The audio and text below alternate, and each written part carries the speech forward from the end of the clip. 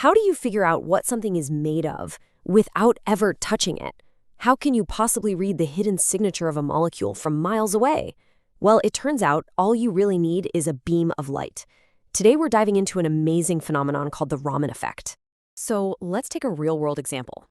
You see these incredible pictures from the Mars rovers, right? They're up there analyzing rocks. But how? I mean, it's not like they could pack a full chemistry lab for the trip. So what's the secret sauce for doing science millions and millions of miles from home? You ready for this? They shoot them with lasers. Yeah, literally. It sounds like something straight out of a sci-fi movie, but it's a very real, incredibly precise scientific technique.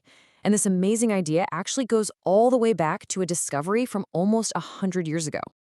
So we're talking about lasers on Mars, but this amazing ability to identify stuff from a distance, whether it's on another planet or in a lab right here on Earth, it's all built on a really fundamental idea about how light and matter get along. And it all kicks off back in 1928 with Sir C.V. Raman. This physicist noticed something a little peculiar about how light scatters, something everybody else had just overlooked. And get this, just 2 years later, boom, he's got a Nobel Prize for it. And now, you fast forward to today, and we're using that very same principle on rovers cruising around on Mars. I mean, what a journey, right? From a lab in Calcutta all the way to the Red Planet. All right, so let's get into the nitty-gritty. How does a laser actually read a molecule? To get our heads around that, we need to look at what happens when a tiny particle of light, a photon, smacks into a molecule. And spoiler alert, it's not always just a simple bounce. So picture this. Billions of photons are hitting a molecule. Most of them, like the vast majority, just bounce off perfectly. No change in energy. That's called Rayleigh scattering. And it's actually the reason the sky is blue, which is pretty cool. But, and this is the important part, a tiny, tiny fraction of them, we're talking 1 in 10 million, does something completely different. It actually swaps a bit of energy with the molecule it hits. That is the magic of the Raman effect. And the key word here, the one to remember, is inelastic. You know, an elastic collision is like two perfect billiard balls hitting. Energy is conserved. But an inelastic collision, that's where energy gets exchanged. The photon hits the molecule and comes away different. It's either lost a little energy or gained a little. And believe it or not, that tiny change is everything. This analogy really helps break it down. Think of the photon as a ball and the molecule as a spinning top. In what we call Stokes scattering, the ball hits the top and gives it some energy, making it spin faster. So the ball, our photon, bounces off a bit slower, with less energy. Make sense? But what if the top is already spinning like crazy? In anti-Stokes scattering, the spinning top actually hits the ball and gives it a boost. So the photon comes away with more energy than it started with.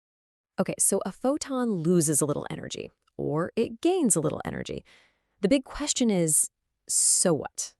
Why do we care? What does that tiny change in energy actually tell us? Well, that exact amount of energy that's exchanged is called the Raman shift. And here's the beautiful part. It is not random. Not at all. That energy shift corresponds perfectly to the molecule's own unique ways of vibrating and rotating. You see, every molecule, based on its atoms and its bonds, can only vibrate at specific frequencies. It's like it has its own signature set of dance moves. And this is the whole point. The Raman shift is like a secret code. Because every single type of molecule has a unique structure. It has a unique set of those vibrational dance moves. Which means this energy shift is the molecule's unique fingerprint. It's an unmistakable ID card. So when we actually measure these shifts and plot them on a graph, we get something called a Raman spectrum. Just look at this example for molecule A. You see those peaks? Each one represents a specific vibrational mode, a different dance move. The combination of where those peaks are and how high they are, that is the fingerprint. If you get this exact pattern, you know without a doubt you're looking at molecule A. It can't be anything else.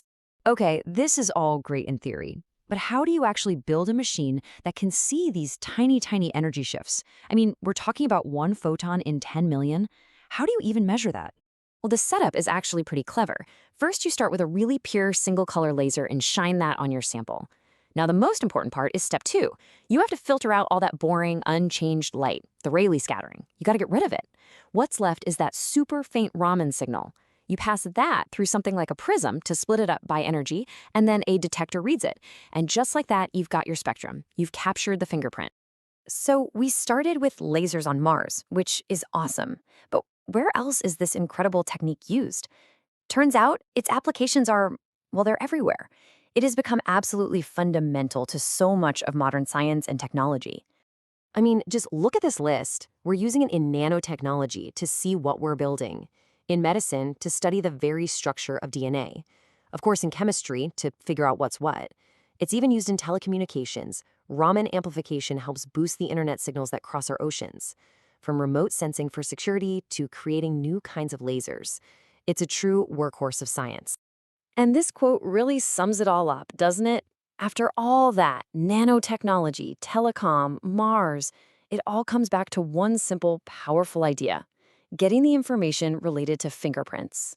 It's really an amazing story when you think about it. It all started with simple curiosity, just asking, what happens when light scatters? And from that one question, we got a Nobel Prize. And now we have a tool that lets us read the chemical secrets of the universe, from a tiny sample in a lab to the rocks on another planet.